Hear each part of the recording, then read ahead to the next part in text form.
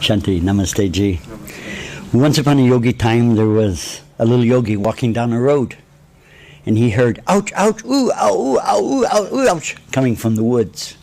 He said, that's a strange sound. What kind of animal is making that sound?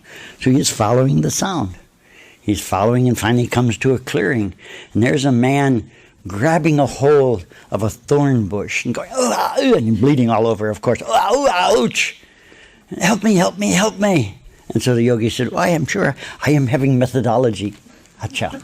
I am telling you, this is the way it is done. Acha. Okay. He says, take your one hand and go like this. So the man who was hugging onto this bleeding thorn tree went like this and said, oh, that feels so good. Then the yogi said, okay, now take the other hand and go like this. And the man took his other hand off the thorn bush and says, oh, that feels so good. And then the yogi made the mistake of saying, step back one step. And the young man stepped back one step, looked around, and immediately charged for the tree and said, grabbed a hold of it, and blood squashed all over. And he goes, you want it for yourself. You want it for yourself. He can have it. He can have it. I wonder who that applies to. Once upon a yogi time, there was a Swami.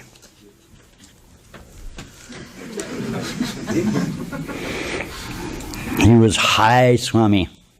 He was knowing all the Vedas and all the Shastras, all the Puranas, all those other things.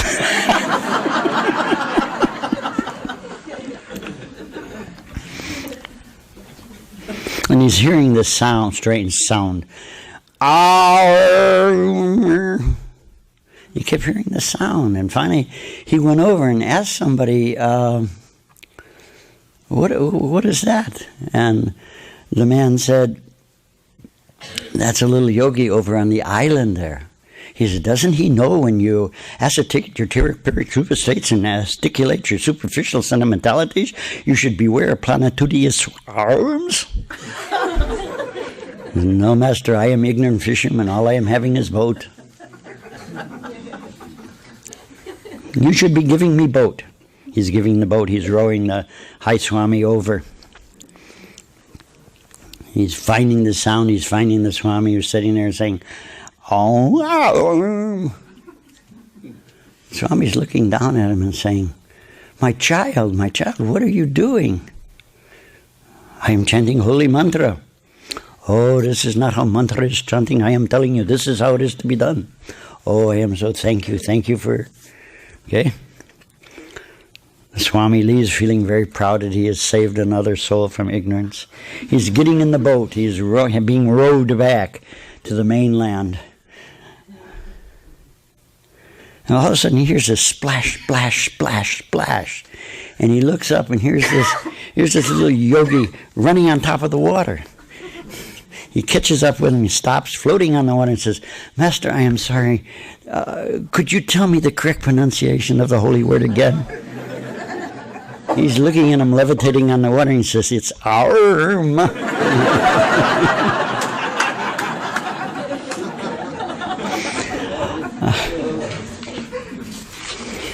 There's two teaching stories there. I will try to learn from them. It is, my beloved, at that time of the year. And so I ask you, if I have offended you, knowingly or unknowingly, if I have hurt you, knowingly or unknowingly, at this time, I ask your forgiveness. There's a yogic mantra, and it sort of goes like Saram Sham Savastir Bhavatu, Sarasham Shantir Bhavatu, Sarasham Punam Bhavatu, Sarasham Mangalam Bhavatu, which is really quite a nice mantra. It is saying, may all people experience peace. May all experience goodness. May all experience perfection. May all experience that which is auspicious. It is a good mantra, my beloved. It is not enough to love that which we love. It's not enough to love that which we value. It's not enough to wish goodness for the select few, but for all life forms. You and I, we are part of life. Really, we're not apart from that life. Unless, as it were, we can hold positive, constructive forces, wishing that all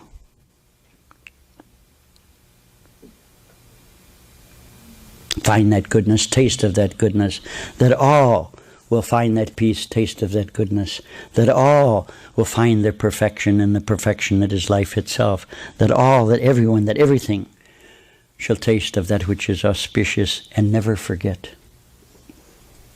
Unless we do that, I am thinking we might be lost somewhere in our own subjective universe, failing to realize we are here to come out of our subjective universe and to attain an awareness of the external macrocosm and to bring that love, that goodness, that peace, that perfection, that auspiciousness into that universe that we enter.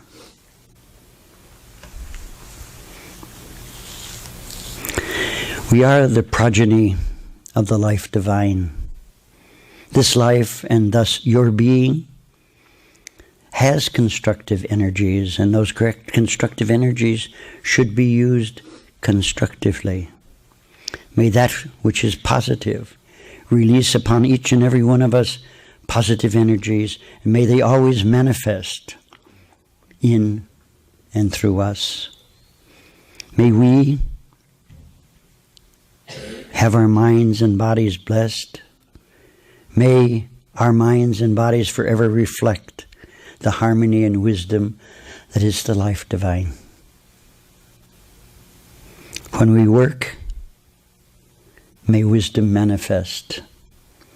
When we play, may wisdom manifest.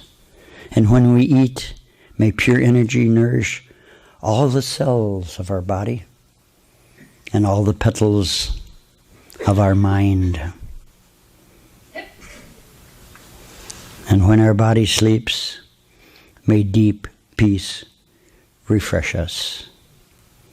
And as we walk the path, may that path and the way of that path be guarded by the lights of heaven that are within us, not external to us, not within another, but internal to you. Like that I am thinking today. Be thou blessed, my beloved. Be thou blessed, be thou triply blessed, that you might forever be an ever greater blessings to others. We're here to help the world. But you know, truly, mystically, I am thinking that the only way we really can help the world is to help the mind-body. If we want to give peace to the world, then we must generate and hold that peace despite all the insanities that reign supreme. The world, if you want to make the world a better place and fill it with love, then you must fill your being with love. And despite all the hatred, generate and radiate love. That which is valuable to you, you must attain, sustain, saturate each cell of your being, saturate each petal of your mind, and generate your aura with it, that you might improve the sector and time and space in which you live and breathe and have your being. And people say to me, well, it's not possible because he's not cooperating. It's not possible because she's not doing what I want. It is not a question, my beloved, of what they do. It's a question of what you intend to do and do. First with your mind, then with your tongue, and then with your heart. It is not easy. But I am thinking it is the way that is necessary. It is called self-discipline. And if there is anything essential, the essentiality is that each one of us, including this, turn around in consciousness and look back at our mind-body complex, look at our thoughts, and begin there to attain the enlightenment. Many years ago, a fundamental Christian came to my guru and said, I want to save the world, and I understand you have magical powers. I want those magical powers so I can save everybody. Oh, I have the formula. He was a Scorpio. Oh, I have the formula. I am giving it to you. He says, a few miles down there's a beach, and a big sandy beach. Yes, he says, take a big stick, go down there at midnight on the full moon, and draw a big circle as perfectly as you can. Get down on your knees and pray until everybody inside that circle is saved. And then you can help the world. Forgive me, the crazy guy did it. 3 days later, he comes back and says, hey, there was nobody in the circle but me. Jelly said, well? My guru said, well? Guy said, you are a shrewd son of a gun, and left. I never met him after that. We really, my beloved, and it's so hard, forgive me, we need to get rid of the mother principle in all of us. It's the problem with marriage, I'm thinking. The woman grows up and she gets married, and she immediately upon being married, she moves from, mistresshood to motherhood, and starts mothering her husband. Of course, he never grew up, so there's no change in him. And I'm thinking that's probably the problem. But we, whether we're men or women, we really need to get rid of this impulse to try to tell everybody how to live, what to do, when to do it, and how to do it. And a good way of training your mind is simply to take one day out of every fourth night, usually from the new moon to the full moon, or from the full moon to the new moon, that 2-week period, and just pick one day, just one day. And in that one day, do not defend yourself verbally or mentally, unless the policeman stops you. I didn't do it. And simply watch your mind. If you can't do that, or you choose not to do that, you're probably wise. Then watch other people on that special day. And watch how they are constantly defending themselves, mentally, physically, body posture-wise, and otherwise. In other words, there is so much internal dialogue, do you understand that? So much going on inside their head. He's going to say this, I'll say this, I'll do this, then they'll say that they never hear what life is saying to them, much less what anybody else is saying. That's the problem. We have to stop the internal dialogue so we can hear what life is saying. It'll help if you hear the husband and the wife, too. That's important. They have bigger clubs than God, forgive me. But you have to stop the internal dialogue and stop, being defensive. Just consider yourself a slob and go from there. You'll be fine. Get rid of this idea that you're beautiful and that you're perfect and wealthy. Well, you may be wealthy. Just start from wherever you're at and quit defending yourself against yourself. Two parts of your mind fighting. And of course, you have to realize that, oh boy, the world is not very loving and is not very, very kind, and they will, bam, bam, shoot you down. And the answer, so what? It hurts. Of course it hurts. So what? What are you trying to do? I don't know about you. I'm a simple soul, come from the country, an old farmer. I used to want to be happy. Okay? And so what I was doing to get that happiness, that warmth, that love, is to say what I must do is pay attention to this crazy malfunctioning computer. There may be something wrong with the world, and I don't think I can do much about that, but there is something I can do about this computer And I am thinking it is or was malfunctioning. You understand? It's this that's the enemy. The enemy's not out there. Though I must admit, I'm beginning to believe there is evil in the world. I don't know if I'm growing old or growing up. But we must cleanse ourselves of our emotionality. But how do we cleanse ourselves and see what is the beauty that is within us and therefore within you? How can I see your beauty unless inside myself somehow I realize, my God, there's beauty in human beings.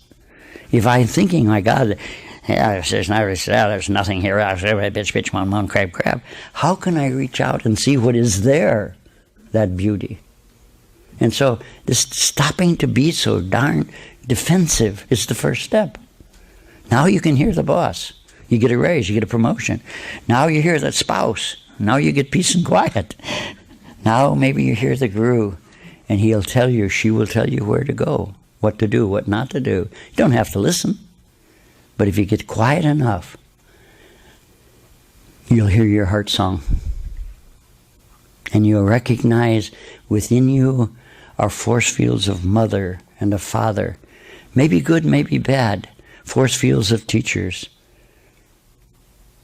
And you'll sing the song, "Wake, my children, wake. Night has dawned. Night has gone. Dawn has come. Wake, my children, wake." And all the goodness that has been suppressed, all the beauty and wonderment and truth that has been hidden by the dark clouds of fear and greed, ascend inside you. And you begin to see it and you say, oh, there is beauty. Oh, there is truth. Oh, there is goodness. And then you can see it outside yourself. And there is a true evolution then. An evolution to what I call beauty. Evolution to what I call truth. An evolution to what I call happiness. You see the world as the world is, and not as men have made it. I was telling someone this morning, I hadn't thought of the story for a long, decades and decades, that in my youth, I was a commanding officer, CO, right? I think it's called conscientious objector, but they called me a CO, and so I took advantage of it. I was on the battlefield, and I hadn't thought of this for years, but it popped up this morning in talking to someone, so maybe I should again share it. On this battlefield, just like in a movie, you know, it's raining, it's muddy, the rain stopped, but the mud is still there. It didn't go away with the rain. It's cold, I'm freezing, that is to say my body's freezing, and I'm dragging this little bag that has little Band-Aids on, you know, you're supposed to put on top of the wound, you know, and you know, you're dragging this to help people, and it gets stuck on the barbed wire. And the tracer bullets are flying, and I'm looking at them and saying, aren't those beautiful? And I said, excuse me, stupid, put your head down and enjoy them from a low position. Anyway, I couldn't get the blankety medical kit free. I had three choices, I guess. Just sit there and say, the heck with it. Let go of it and crawl on before body got killed. Or maybe roll over. And maybe in rolling over, it would break free from the barbed wire. And I thought, it might be easier to just let go of the medical kit. But I was feeling pretty naked without a gun. And I thought, without the medical kit, I'd really be naked. So the impulse of my unconscious mind was to roll over. So I rolled over. And as I rolled over, I saw the sky. And I saw the Milky Way. And I saw Jupiter and Venus. And I thought, my God. And in a millisecond of time, if I dared to speak it, what I suppose some people would call cosmic consciousness came. I saw the world as the world. I saw the universe and the cosmos as God had made it in a second, a millisecond, a nanosecond of time. And for a millisecond of time, I had lost the world that man had made. It gave me a whole new view on life. And a millisecond later, here I'm in the mud, and my body's cold again, and I'm dragging this little Band-Aid kit, But you're never the same after that, my beloved, because it's like, forgive me, it's like truly being loved. Forgive me again if I offend anyone. It's like truly being sexed. Once you have either one of these experiences, depending whether you're a man or a woman, you see life as it is. You have an absolute measuring rod. You know this is how it ought to be. And as a mystic, there is this cosmic consciousness that we see, that we experience, that we taste, that we become. And we recognize, no, this is insanity. This is insanity what's happening now. But this is now how it is to be. This is man's insanity, not God's insanity. And all will come aright when the cosmic clock strikes. It is the battlefield of your life, and was the battlefield of my life. To find what needs to be done is to make right the thinking we think. The Buddha had a great statement, I believe, at least it's attributed to him. As you walk through this world, do all the good you can do, producing the least amount of evil. Ouch. What an interesting thought. The goal, I think, of a mystic, a goal of anyone that's mature, and that's what the spiritual life is about, is just growing up and maturing. I think it's about trying to help yourself. It's like the strong man becoming strong so he can protect his wife. It's about the businessman becoming wealthy so he can feed his family. It's about us becoming wiser that we can truly, from lifetime to lifetime, protect those that need to be protected. And it's like the life of a teacher, to pass on thoughts and feelings so that we, each one of us, in our own way, in our own time, can help ourselves. It's it's an unusual pathway. It's not telling you what you need to do. It's trying to point out what you're doing wrong based on what you tell them you're trying to accomplish. It's about simply opening your eyes to life, but being sure that your eyes are focused on the cosmic life, not the life of mankind. It is not to say there is not goodness here. There is goodness here. There is perfection here. There is completeness here. There is auspiciousness here. Because these are the lessons by which most of us learn what it is about. In the simplest mystical concept, life is about finding yourself. Some other people say, no, it's about becoming more self-aware, but they're saying the same thing, they're just using different words. And we can become more self-aware and learn through anguish and pain, which seems to be mankind's mode of operating. But I have found, because I have seen so much anguish and so much pain and so much degradation and so much poverty, as I'm sure you have in this world, that I am convinced in my own mind that pain and suffering and poverty does not ennoble. And yet there's this very powerful, they have the printing presses, they have the control of the media, in which there is this, forgive me, this idea that we should be good. We should be like God. And yet the symbolism that, oh, he suffered, and therefore if you don't suffer, you're not good, so let us suffer so we're good. But the last time I talked to him, he was still laughing at us. And I'm not joking, I'm dead serious, and saying, wow, Kriya and Andy, wow. Master, what do you mean, wow? So he brought forth 12 disciples, and not one of them did what I asked him to. And some other tax collector did it all. And he really did it. And he started laughing, almost like my guru would laugh, in scorpion humor.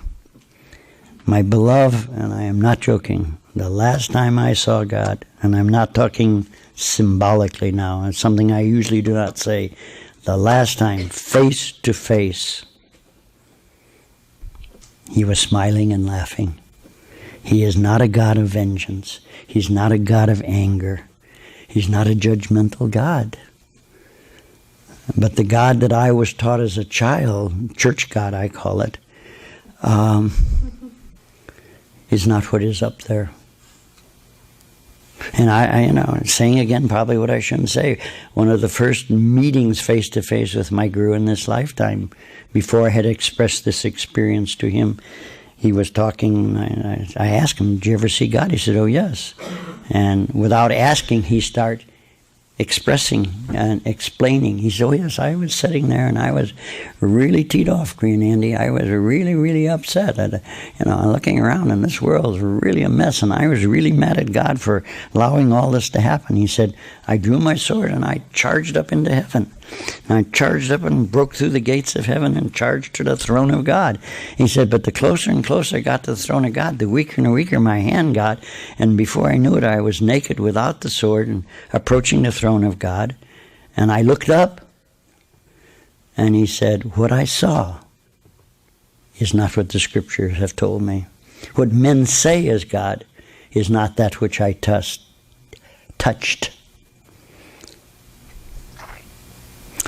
There is two gods." This is not the scripture for today, but this is the message that's coming through my soul. There are two gods. We call it the God of the book and the God of the experience.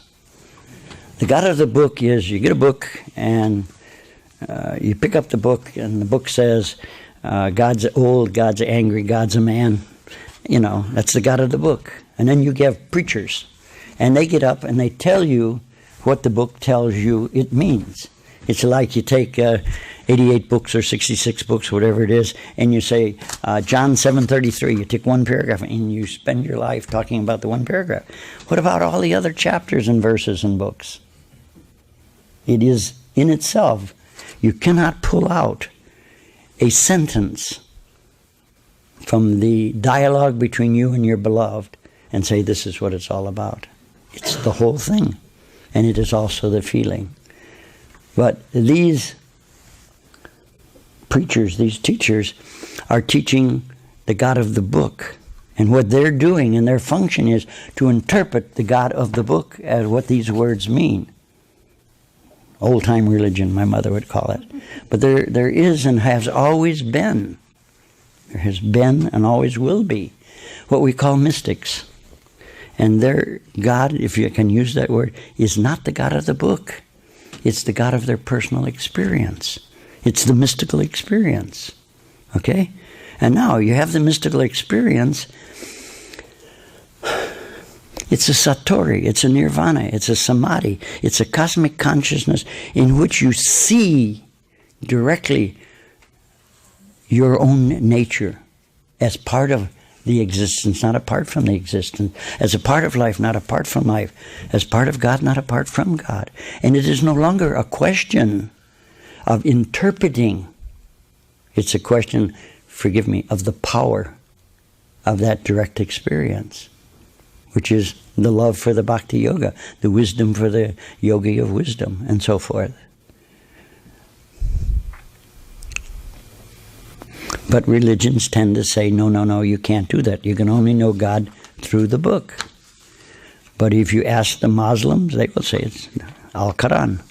But in this sect is Sufis, Muslim mystics. And of course, they get killed and shot by the Muslims. And of course, there's the Kabbalists. We'll do this in the Kabbalists, Jewish mystics. And they get stoned, and they get stoned primarily by the Jews. All these mystical schools, religious schools, have a small mystical sect, all right? And they always get crucified by their own group because it's going against the God of the book. I say against the pocketbook, forgive me, about the structure, and I apologize. Now, there's only really one group of mystics that have got away with it. Those are the yogis, because the Hindus are deadly afraid of them. Deadly afraid of them. And maybe that's the whole idea of the Yoga City, but isn't that a hell of a way, forgive my language, to be afraid of wisdom? So I'm asking you and trying to help you not to listen to me. That's the first thing. Not to listen to the books, plural. But try to go deeper within yourself.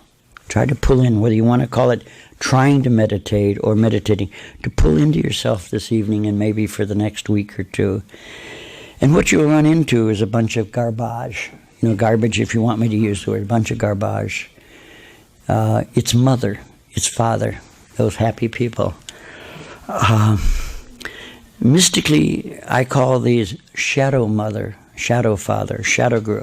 These are people in your minds. It has nothing really to do with mother. It's your shadow mother. You understand what I'm saying? What you think your mother is, what you react to the mother is not your mother. The perfect example of shadow people is the woman that comes to me and says, I know my husband's going to divorce me and I can't do that. I couldn't stand that. It'd break my heart and my thing, so I'm going to divorce him first. It's very common in the world. And then the other person comes and says, oh my God, what happened? They left me and I thought I would live with them for the end of my life. Anybody following? We have a suspicion, and that suspicion our ego is wanting to be protected. The shadow person is not the true person. But all we can work with is the shadow guru, the shadow mother, the great shadow father. But these two powerful figures in our life are not the real people. Some mothers have done things they shouldn't do.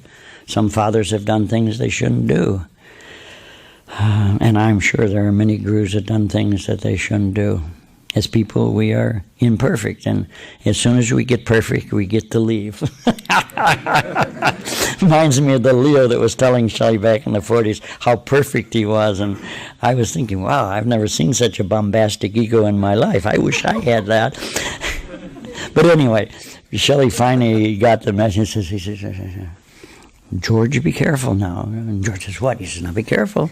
He says, you're only one point away from perfection. Yes, that's true, and I'm working on that, and maybe by new moon I'll attain. He says, but George, this is a world of imperfection. Only imperfect people come here. He says, if you become perfect, instantaneously you leave. You can't stay in an imperfect people are here, but perfect people got to leave. They're not allowed here. And he very quietly left the room. And I left a couple of days later. I came back to visit my guru about 6 months, 9 months later. Maybe it was a year. And I said, by the way, Shelley, did you ever hear of George? He said, oh, yeah. A couple of weeks later, he called me and said, boy, he said, he was drunk. And he was cussing like a sailor. And I said, in my humor, and then my guru beat me and said, yeah, I guess he decided he wanted to stay a while. Fear causes us to do strange things. Okay, playtime is over. My beloved, what would you like to attain in this lifetime? What is really valuable to you? Just answer yourself, not to me. What do you really want to accomplish in this lifetime? If that's too hard of a question, what are you missing? What ought to be in your life that you feel is not in your life? Those sort of questions are hard, and they bring tears to my eyes. We must know what is missing. We must know what the goal is we're trying to reach for. And remember, be sure it's your goal, not the goal of the book, not the goal of the guru, not the goal of the mother, not the goal of the father. I was raised in a Jewish neighborhood, and every son knew what mother expected. You should be a doctor. And it was very hard. He didn't become a doctor. He became a lawyer, but he was never happy because he always felt his mother disapproved of him because he felt the shadow mother, didn't approve because she wanted him to be a doctor. And what she always said to me, I want my son to be happy. And of course, you got to be wealthy and famous and powerful to be happy. But what she said over and over, I want him to be happy. And of course he was happy being a lawyer, but he felt she wasn't happy because he wasn't happy. You know the game, it's called marriage. And it becomes impossible. So I'm asking you, get rid of the shadow mother, get rid of the shadow father, get rid of the shadow guru, get rid of the shadow teacher, get rid of the book, and dive deep into yourself in the next few days and simply ask, what is missing? What do I want? And then say, maybe that's what I should strive for. And if it is valuable, then basically try to share, not to give. Try to share that with everyone you meet without interfering in their lives. I don't know if you'll help them or not. I guarantee you, you will help yourself. And in helping yourself to be a happier person, you'll add another dewdrop of bliss to this world, and a little darkness disappears, and we slowly, slowly lift from where we are, the dream of man, to where it should be, the dream of God.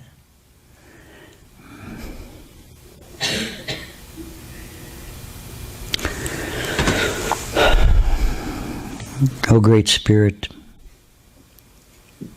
O ye saints and sages of all religions, Holy Kriya lineage, Thou know better than I that which we need.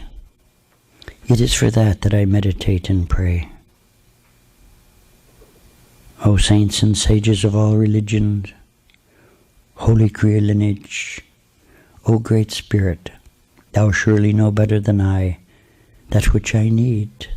It is for that I meditate and pray. But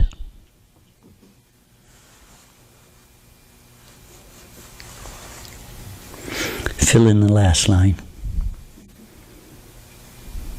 You understand what I just did? Fill in the last line. Fill in the last line. Which is to say, my beloved, you're an entity. You have a right to your thoughts and your feelings. Don't cross them off and say, well, God's going to take care of it, Guru's going to take care of it, Mama's going to take care of me, government's going to take care of me, etc., etc. Think, feel, and act. And of course, you'll do what I did, fall down and skin your knees. Get up, dust yourself off, and move on.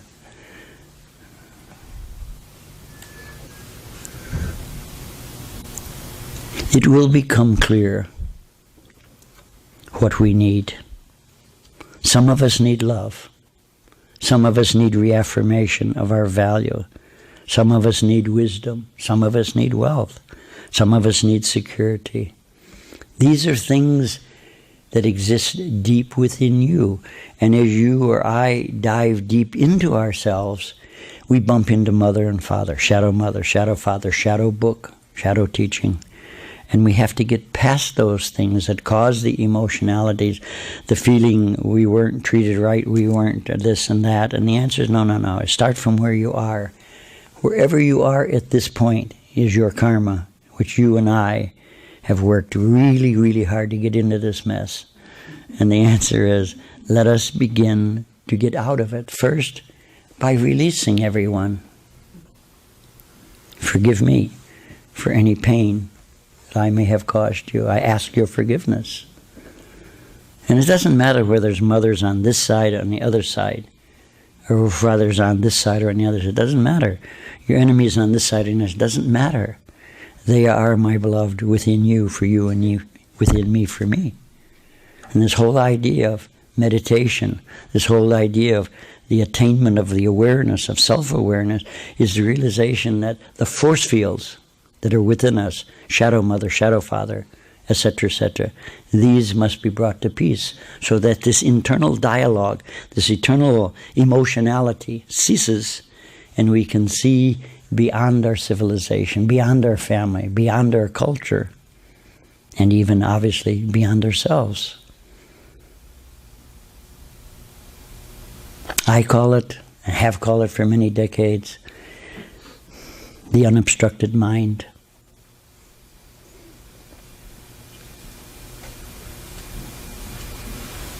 To grasp it, even partially, is to bring peace and tranquility, serenity, equanimity, harmony, and joy, which is wisdom. But if you take all those things and spell it out with one word, it's life. Spell it out with two words, divine life. Spell it out with a few more words, it is your life. Make of it as you would make of it. And as you move from where you are now to where you wish to go, where you believe you should go, where you're impulsively directed to go, is the battlefield that you and I are upon. That in moving through that battlefield, to do as much good as possible.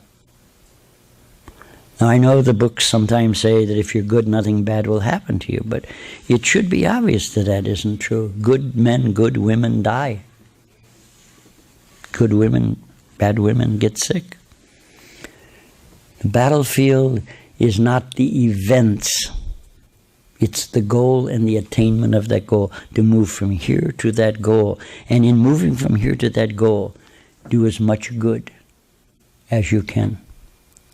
Give as much joy and wisdom and love and encouragement to the world. That's what it's about. So keep it simple. Be happy. But if you keep getting sad and heavy, you're just adding to the negative thought forms of the world, my beloved. Be happy, and you'll say, yeah, but it's a terrible world. How can I be happy? And the answer is, why be sad? You're just adding to the negative thought forms. It's like your own problem, you take it too seriously, and the answer is, let go of it, accept it, and it stinks, but accept it, okay? Now that you have accepted it, now you can see more clearly. Now do something to pull yourself out of it. If you try to do something while you're highly emotional, you're going to be like the woman that's highly emotional. Oh my God, life is awful, life is terrible. Oh my God, life is horrible. I'm going to get married. That'll solve the problem. So she gets married, and she's still emotional. She's, my God, how do I get into this? Oh my God, I got to do something. So in emotionality, she decides I'll have a baby. Oh boy. And it goes deeper and deeper and deeper. It's all symbolical. I hope you understand. The answer is, I know one thing. At this point in my emotional state, the woman is saying, I don't need a man. I don't need more trouble, okay? Forgive me. So you have to accept your life, and it's not easy to accept where you're at. Oh my God. Second point in that acceptancy is, it's not your fault. It's not their fault. But your mind, not you, your mind will say it is. I want somebody to blame. It's his fault, her fault, their fault, God's fault, the government's fault, all of those happy things. Let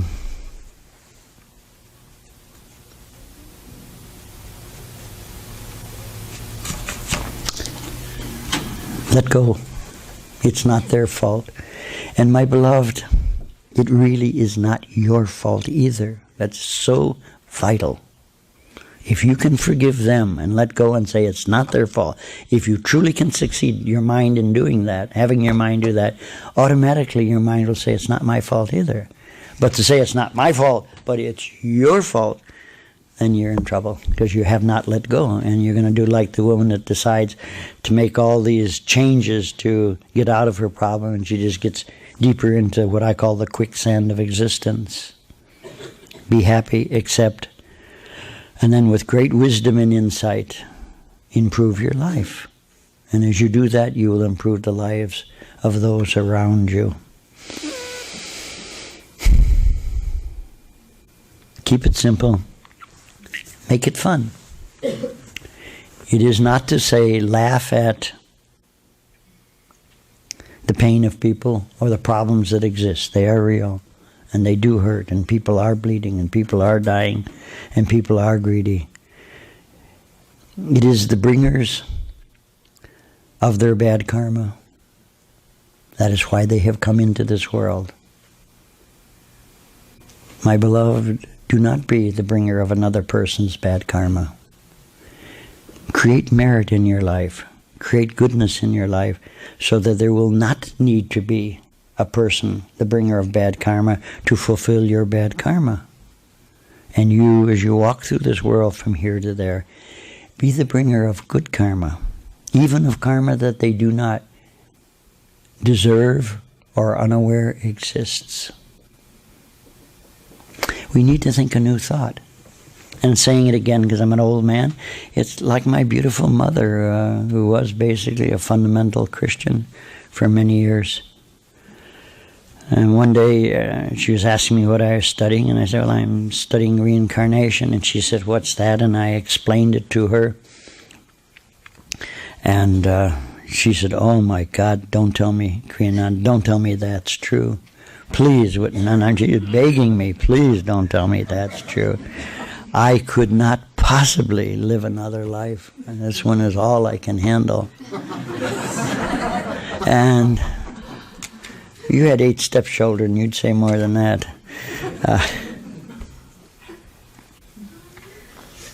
She is a fundamental Christian, thought she should go to China and save all the heathens. And due to good karma or bad karma, she never could fulfill that wish of the book. I hope you're hearing me. And in all her life she punished herself and tried to make amends and got herself into the god-awful problems of pain and anguish to amend for her sin of not going and saving the heathens. And I remember closely before she died, she said, I don't know how I expected to save the heathens. I can't even save the heathens in this family. I thought she was halfway home. She wasn't speaking of me, of course. She was speaking of the stepchildren. Her line is, you know, I've come to the conclusion you can't make a silk purse out of a sow's ear. And I guess that's how I started the lecture or seminar yesterday. And, you know, not George Bernard Shaw, he said something better. Mark Twain, he owned a newspaper, and he put an ad, a big ad in the newspaper, cat lost, must be found, I needed it.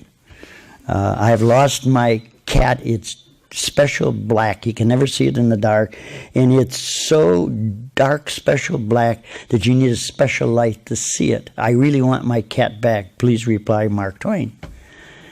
And I think it was a weekly newspaper, if I remember correctly. Anyway, the next week, he got 1,000 letters. And each letter said, I've seen your cat. And my comment is, how do you teach people like that? Good. Laugh, smile, joke, and row your boat gently, gently down the stream. Merrily, merrily, merrily, it ought to be a dream, not a nightmare.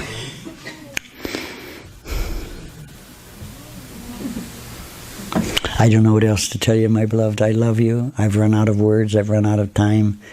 But my heart is filled because of your blessings and your goodness and your warmth and your love. It may not look good out there. It will be as soon as you are right, your heart and your mind. My deep, eternal gratitude to you. And I hope I have the honor of being with you again in April. Namaste, Ji.